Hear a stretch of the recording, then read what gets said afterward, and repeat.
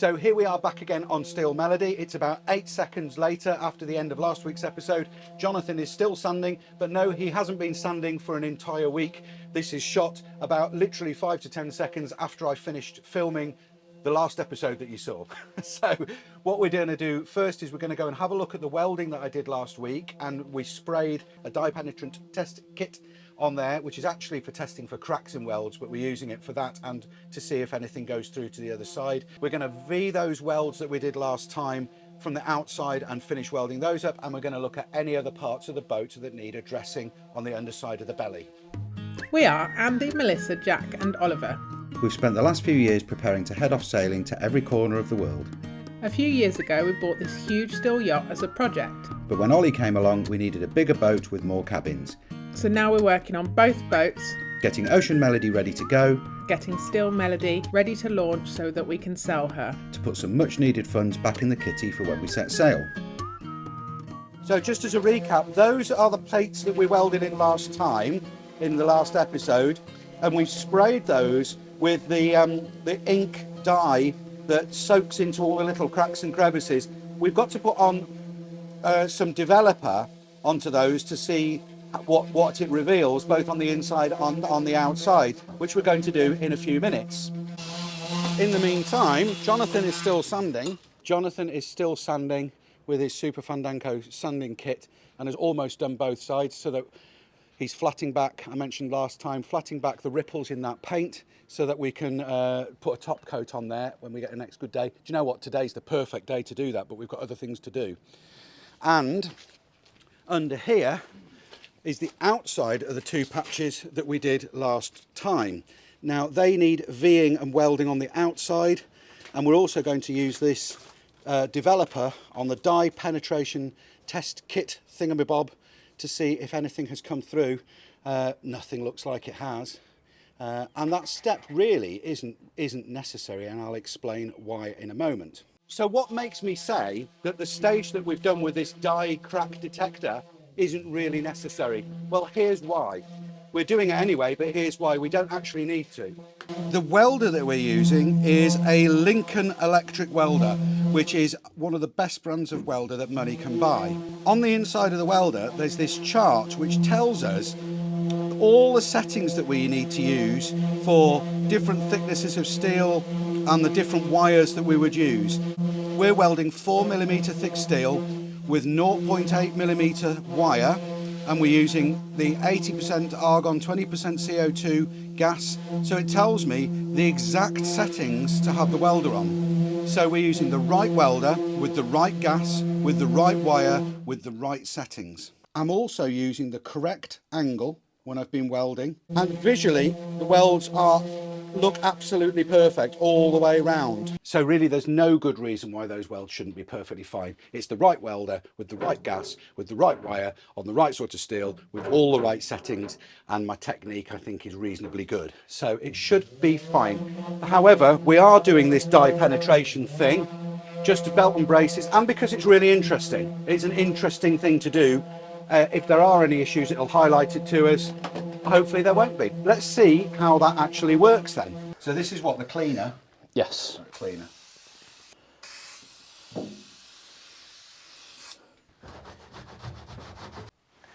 So the dye's on.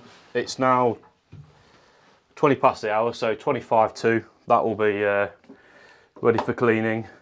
Yeah. And then we'll come back then. Perfect. Now, as I mentioned before, this kit that you use is a crack detection kit. It's not really for testing whether stuff comes all the way through a weld. It's not for testing for holes, it's for testing for cracks. But the ink is very searching. So if there were any holes or problems with this weld, we'd actually see that ink making its way through to this side. And there isn't, so it's great. We're still going to use the developer to test for any problems on the top side. What we're going to do when that's all finished is V this weld. There's a couple of little blobs where the welds come through. V this weld and prepare it so that I can weld from the outside, and then the weld will be on the inside of the metal and the outside of the metal, and we'll have thoroughly tested it properly to make sure that there are no problems. Right, we're still waiting for that ink to set, so I'm going to start grinding these welds, and then when the ink has finished setting, then we'll go and use the developer on it, and we can finish the die pen stage, and in the meantime I'll crack on with this.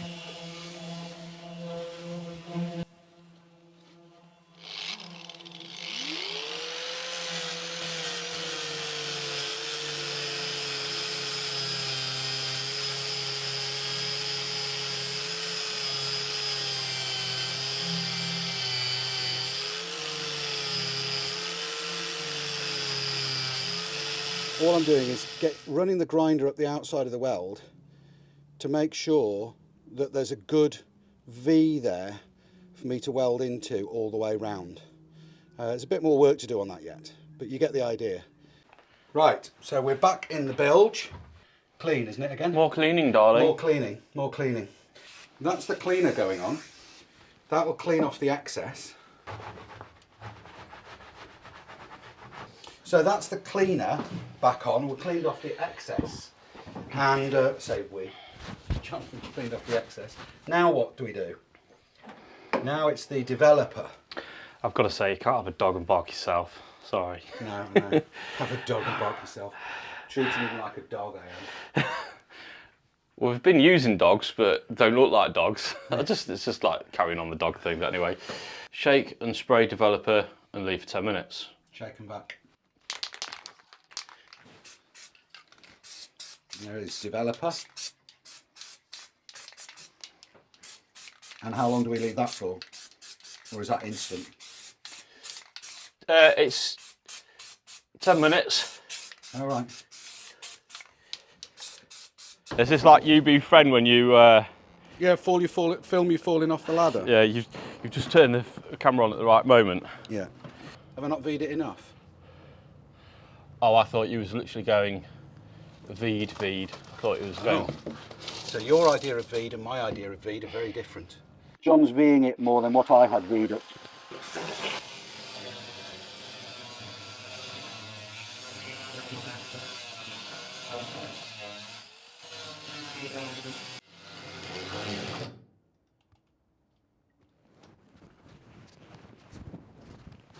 That a bit more V'd, is it? So, what I've done is I've just gone right through into the weld gear. See that? Yeah. So you see that?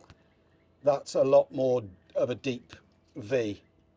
So I'd got it partial of the way through, but not all the way. We've V'd it out. We've found some inclusions in some of the bits, but you get that anytime when you start or stop. There's good penetration from the top. It's a flat weld. It's really good. I've seen it. It's what I've seen anywhere else. And we're going to do an NDT test as a bit of a training thing. Yeah. A proof of concept. Because it's not a pressure vessel, so it's not strictly necessary. You know what NDT is. Yeah. You've done it in the past. We're just doing it here because we're... So for those of you that don't know, NDT stands for non-destructive testing. So what are the methods of NDT, just briefly? Yeah, so you've got, obviously you can do it with the spray that we're using. There's ultrasonic, not necessarily used on welds, is in some circumstances, not on others. Usually test to see if there's inclusions in materials itself. You can check thickness and all that kind of stuff. And then there's MPI, which is magnetic particle inspection. So you have a luminescence fluid that's magnetic. You put an energize the part with a big electromagnet, and you use a UV lamp, and that shows up cracks that way. And then the other way is X-ray, which is like what you get, at the hospital. But basically, what that consists of is an X-ray plate one side of the steel, and then you use an energy source the other side, which is obviously an isotope of some description, cobalt 60 or something like that. Sometimes it gets referred to as bombing. Put a plate behind, and then you X-ray, and then you can actually X-ray a weld, and you can see all the way through that. One thing that Andy was talking about probably earlier with settings was if somebody's going for a coded, part of the test is a destructive test on someone's weld. So they'll cut it in half and put acetone on, they can actually see the weld metal. The point is that you're not a welder, but you're a nuclear engineer, and you're involved in the testing of these kind of things. And the other thing that to point out is the lengths that we're going to test these welds are completely overkill for a boat. they're the kind of things that you do on a nuclear pressure vessel. Yeah. Right, yeah. Yeah, we're literally the opposite end of the spectrum. I mean, for example, if we were working on a coded boat, basically we have addressed all these issues. Yeah. So we've looked at them, we've looked at the material. You've got the original paperwork for the boat, so you know what the material is. I'm probably going over stuff you've already done. No. You know, you've been in seat, you've had a professional welder here, you've seeked information from him, methods, that kind of thing. But like you say, Danny, who's a professional marine engineer, he did all of the welding on the underneath of the keel, and I learnt an awful lot from him. And we know that we know what steel the boat's made of, we know what wire we're using, we know what welder we're using, and that from a testing point of view, we don't really need to be going this far. But because I'm doing the welding on these 2 patches and not handing it off to Danny, the professional marine welder, we're just going the little extra mile to test these welds to make sure that they're as good as they can possibly be. Yeah, so. We'll do the developer and then I'll come and V the rest of it. I need to V that more because I've not V'd it enough for our nuclear technician man. So I need to do a better job of the V'ing. But we're going to go back inside now for the next stage of the NDT dye thing. So that's what it looks like now. It looks like it's just been sprayed with white spray paint. Yes. Okay. Exactly that. So now, what are we looking at here? That should reveal any problems with the weld because the pink purpley stuff will seep out through the white. Will it? I'll come down. I've already seen some before we went outside. So there's a start and end point on the welding here. Yeah. And there was a slight inclusion on top, but that's just a bit of rubbish in the top of the weld. And see how it's gone really dark? Yes. And you can see it. Yes. So we're looking all the way around. Yeah. And on both sides. If there's any undercutting on the weld, see that's why you've got. Oh, I see. And there's the odd little dark pieces. There's a bit there. Anything that's a boat sinker? No. Nothing that's a boat sinker. No. I could have told you that even just from looking at the weld. And that just rubs off. I see. So there's nothing in there to be worried about. No. There are some minor imperfections. And it'll just be a little bit of slag or a little bit of rubbish. In fact, actually, if I get the wire brush, the thing is we couldn't see it before.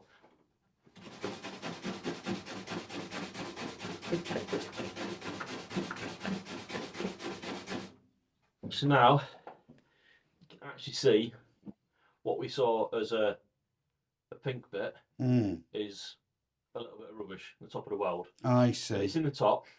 This doesn't need to be done. It is overkill, really. It's a nice big capping weld. It's more than adequate.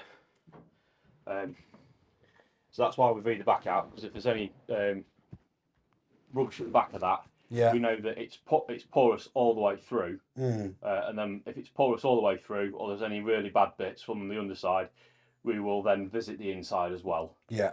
So we've seen the weld from a top visual inspection, and we've ground some of the bottom of the weld out, so we can actually see what the bottom of the weld looks like. So that's a bit more kind of, in depth than just cutting a plate out, and just welding it back in willy-nilly.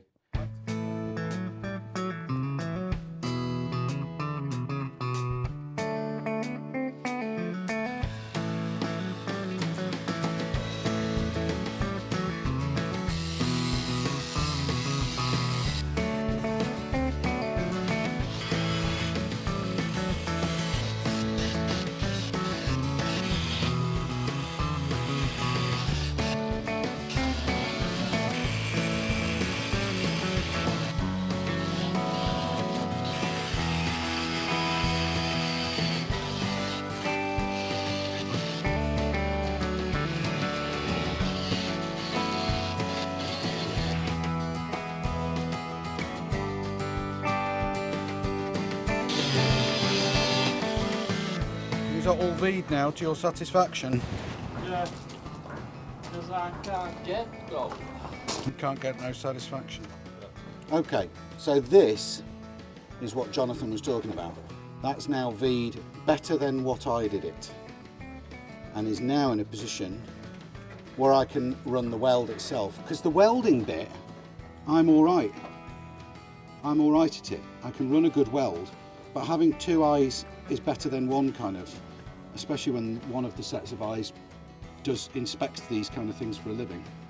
So now what we can do is get the welder down off the boat, which, trust me, is a pain in the derriere. Or the alternative way to get the torch to this side would be to cut another hole in the boat and pass the torch through. But that might be counterproductive, I think. Now you may be thinking to yourself, and I'm sure many of you are, why the heck are you doing this when we're halfway through building the cockpit enclosure or fiberglass, blah, blah, blah, blah, for Ocean Melody, and you've suddenly diverted off to work on Steel Melody? Well, partly it's because we need to get Steel Melody done and sold, you know, all in good time, but I've got to press on with this. And secondly, because I have to take advantage of when people are available to come and help. This week, Jonathan is available to come and help, and it's fantastic. And this is why getting the welder down, up and down from the boat is a two-man job. So on the weeks when there's nobody here to help me, it's fairly tricky for me to do this kind of job on my own. And apart from that, as Jonathan just pointed out, it's just not safe to be welding and cutting and grinding by yourself. You know, from an injury point of view, from a fire watch point of view. So I'm just taking advantage of the fact that John's here, which is why you're seeing me divert off one job for Ocean Melody and suddenly I'm working on Steel Melody. People are commenting saying that's completely mental, you've got no focus, you don't know what you're doing, you're going off on tangents. And there's reasons for that. Life involves these kind of dynamic decisions, doesn't it? Life finds a way. Anyway, here is Earl manhandling the welder off the boat, and you'll see why just doing this by yourself is a nightmare.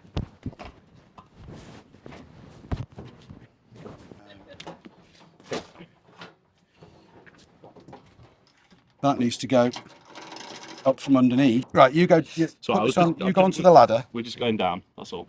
Yeah. If I do that, Yeah. there's no weight in the I front. want the side. Oh, you want the side? Yeah. All right, do that then. That's easy enough. Thank you. There isn't actually that much weight. It's just awkward. Because I want to do that, look. I see. Yeah. And then Readjust your grip. I've not had to bend over. Now, that's why I generally wait for somebody else to have a week off work or a few days off work to help me with this kind of job. Because doing that by myself is just stupid and dangerous.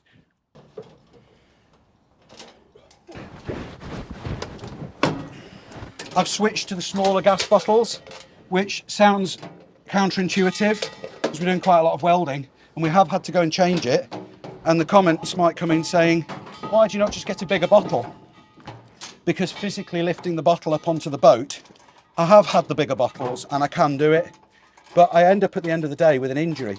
Literally, I end up with, you know, a torn bicep or something, or at least at my ripe old age of nearly 50, a muscle strain because of lifting the bigger bottles onto the boat.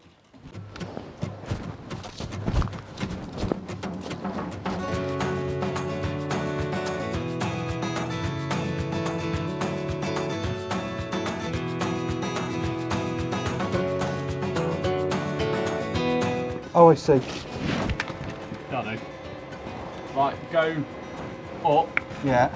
around and down, or start from here, come up, start from there, come up. Do you know, because it's just more comfy. Do you want something to sit on? No, because I want to be able to move out the way. Sure. Yeah, I'm happier like this. Okay. Yeah, I'm happy like And this. the other thing I'm going to do, it's going to move the welder around a little bit so you've got a good, hang on, don't weld yet. Yeah. Your umbilical's literally bent up. Bent to buggery. Right, that should feed a bit better now. Okay, right. Eyes. Yep.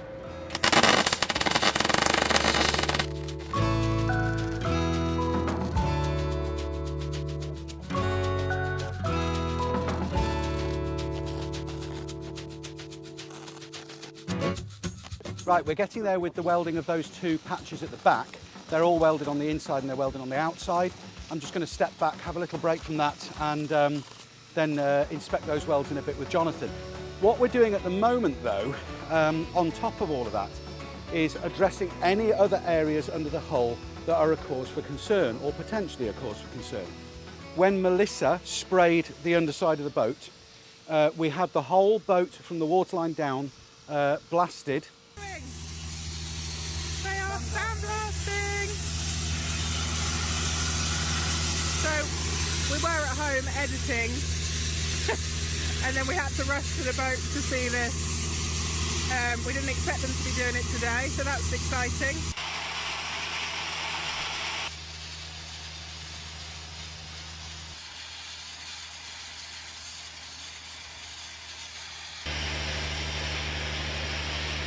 To remove all of the paint and the filler and everything and all the rust.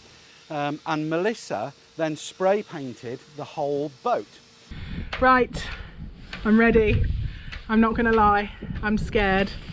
And wearing this mask is not helping because it's making my anxiety even worse. But here we go. Let's do this!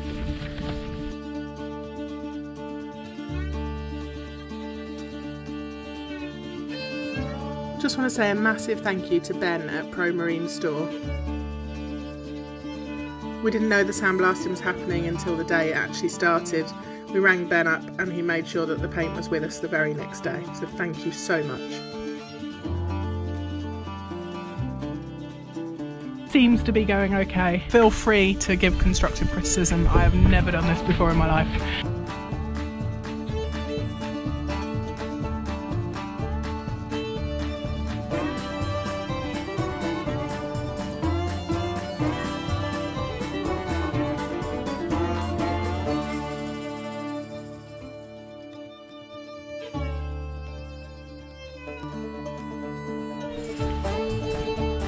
I am done for the day. That was exactly 1 tin of paint, which is pretty impressive. And I wasn't available because I was on shift as a paramedic at the day that she was painting it, or I was away somewhere. But it had to be done that day because it was fresh steel and we needed to get paint on. So Melissa spray painted it, and she found several areas where there were little tiny pits. Some of them only the size of a 5p coin or the tip of your little finger. There's a little dish and a dent. Some of them are completely inconsequential and not worth worrying about at all, and there are guidelines for what you should and shouldn't worry about with these things. I'll put that on the screen if I can find it. But what I asked Melissa to do when she was painting was tape over anywhere that she thought was a suspicious area and then paint over the tape, because then when we peel the paint off, we've got nice fresh silver blasted steel, and I can either go, yes, that needs welding, or no, it doesn't, it's fine. And we can use the guidelines to assess that situation at the time. We're finally getting round to doing that, and there are maybe half a dozen areas that Melissa had concerns about. Let's have a look at some of them. So here's an example. That's just water that's run down from the top sides, by the way, this brown staining. That's just staining that's come off through the scuppers. Now, here's an example. Melissa highlighted this area and she put a blob of red paint. And that is the tiniest little indentation imaginable. Melissa thought, oh, I don't know whether this is okay or not. And I think those two are completely fine. So we've not ground those back. I can just feel them, but they're 0.5 millimetre and it's 4mm steel, so that's well within limits. On the other hand, areas like this, I'm probably going to address. We've ground them back, or Jonathan's been grinding them back, and we've been using a combination of tools to remove anything, or the residue and bits and pieces off there. There's 1, 2, 3, 4, and they're not actually in close proximity, but I'm probably going to pad weld those. And there's a couple more. There's a couple more in this area here. 1, 2, 3. There's just a few, and they're not very deep. So some of them we will tackle, and some of them don't need to be tackled.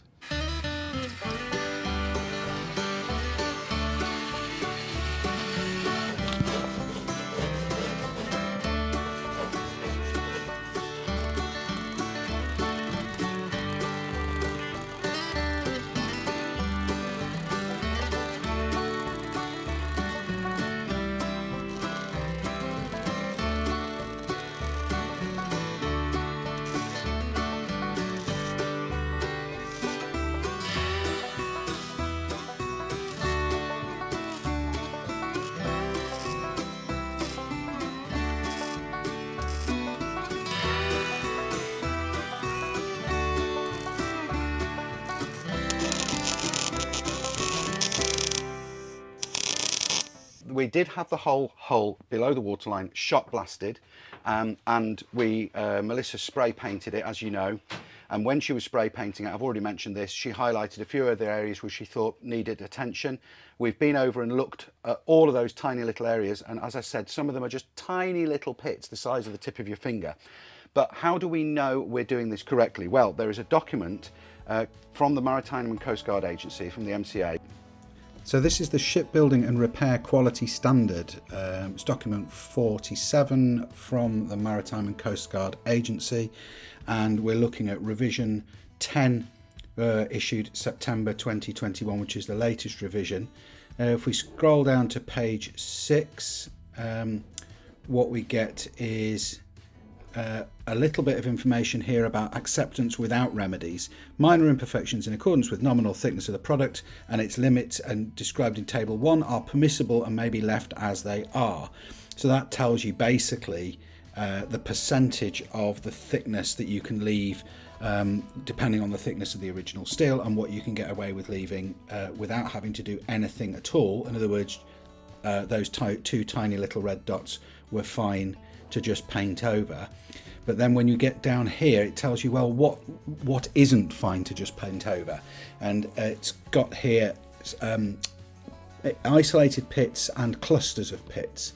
So for isolated surface discontinuities, influence area is obtained by drawing a continuous line which follows the circumference of the discontinuity at a distance of 20 millimeters. And for surface discontinuities appearing in a cluster, influence area is obtained by drawing a continuous line which follows 20 millimeters. So that's for one pit or several pits in a group. That tells you how you define them, and then how to correct them. You can, severe lamination is to be remedied by insert local plates, which is what we did with the two larger areas. Basically, you can pad weld small individual pits, or you can remedy them by putting in full panels, which we've been doing a mixture of those two techniques. We've actually done more. I've just been looking at the document, and there are some of the pits which definitely needed doing, and we've well filled those and we're grinding them flat today. Others of them I've actually pad welded them, and then having looked at the document, I probably didn't need to. They were within acceptable limits anyway. So what we're doing next is just grinding those welds flat. Normally you don't grind welds flat when you're welding in panels, but when you're, according to these guidelines, when you are pad welding little pits that you've treated, you do grind them flat. I'll put that on the screen again. And then we're going to epoxy paint over the top of all of those, and then pretty much I think all the welding to the hull is finished. There'll be more welding to do on the inside as I rebuild the beds and what have you, but the whole work is, I think this is monumental, guys, because I think all of the work to the hull of this boat is done. So we're just methodically going through all of those little tiny dents, assessing each one individually, and either going, no, that's fine, or yes, we're going to stick what's called a pad weld, which is basically doesn't need a patch, it just needs some welding wire fired in and grinding flat.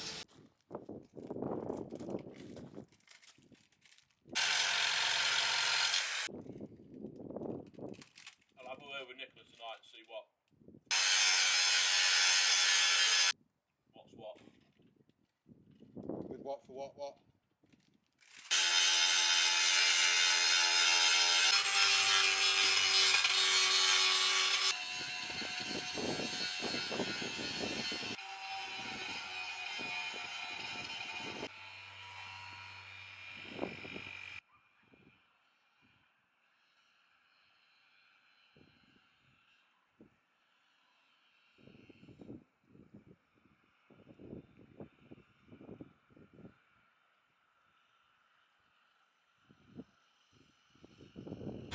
I'm just getting kitted out to go and join Jonathan then to carry on with this this grinding, and as you can see, the sunburn on my face from the welder is peeling now, so it was a really stupid mistake. And if you don't know what happened, look back to last week's episode or last episode and you'll see. But I am now being truly ruthless about covering up. I mean, it's not so much for the grinding, but it's more for the welding aspects, which we're not doing any more welding, but This is the result of not wearing correct PPE. And like I say, if you're thinking, what on earth did he do to get that? Have a look back at last episode and you'll see what I did wrong. Helped Jonathan with his grinding, and he's done it.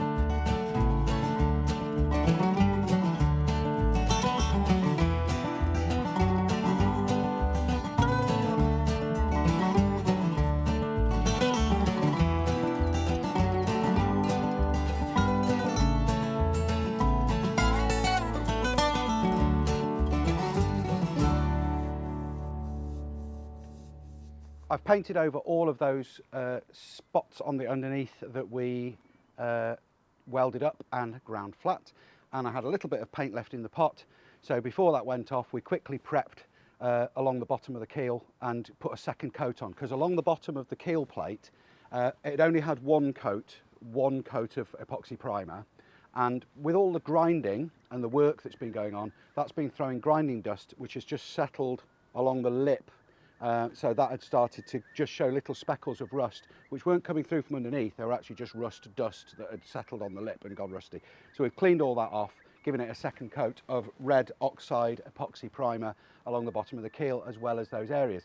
That's all now setting, but there is another exciting addition that we're going to make to the boat now before we leave for the day.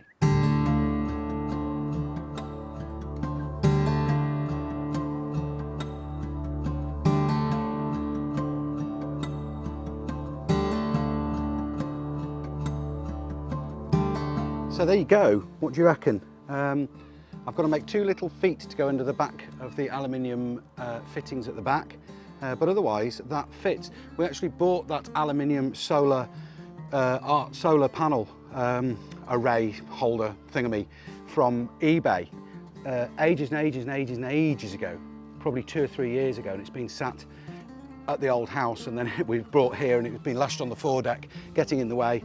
So having it bolted to the bathing platform is really quite something. I think it looks really, really good. It's not to everybody's taste perhaps, but it's going to be certainly very functional. But I think that looks really, really good.